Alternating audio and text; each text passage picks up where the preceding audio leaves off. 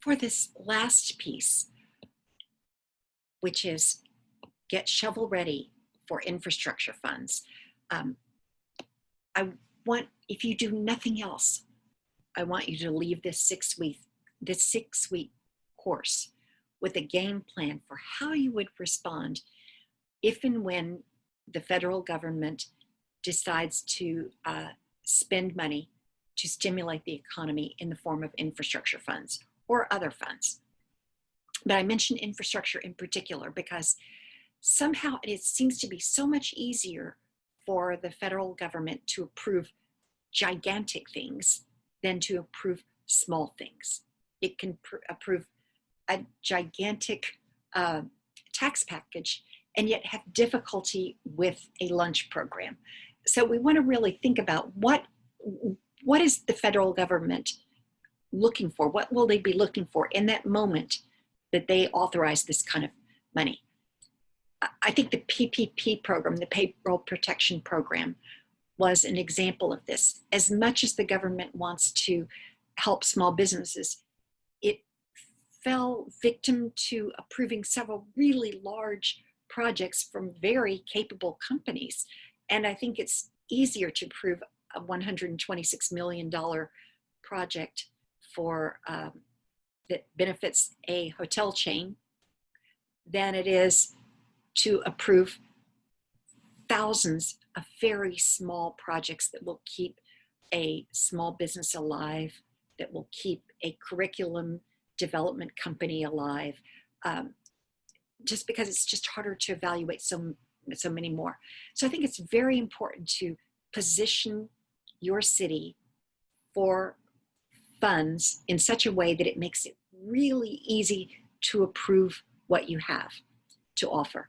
So looking again at infrastructure funds, let's look at your community. You've looked at it with different eyes.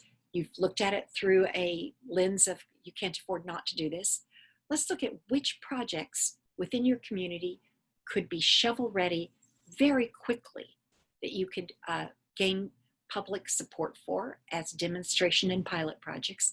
And these would also and should also be projects that particularly make your city more inclusive, more equitable, more innovative, or showcases your level of innovation.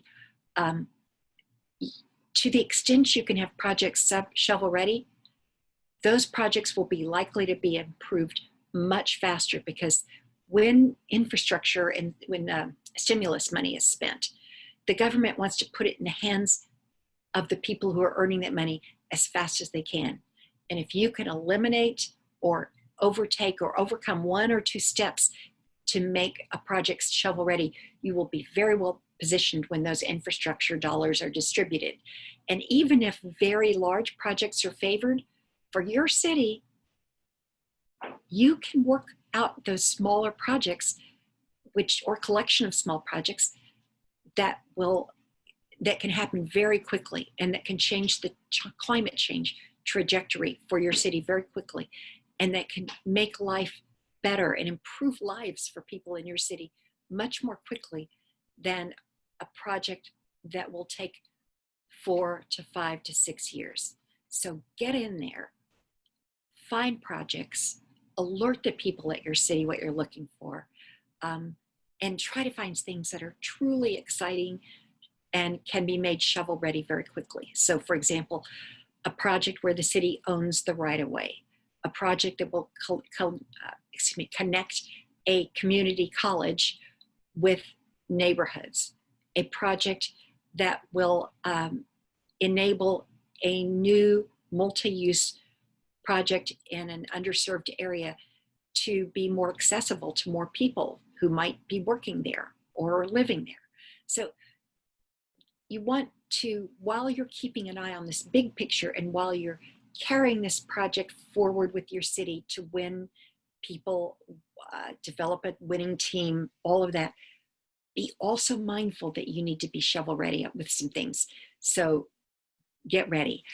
And this is a good time to mention what is called the facts effect. And it's what and how these different disparate pieces of a lean network can be connected.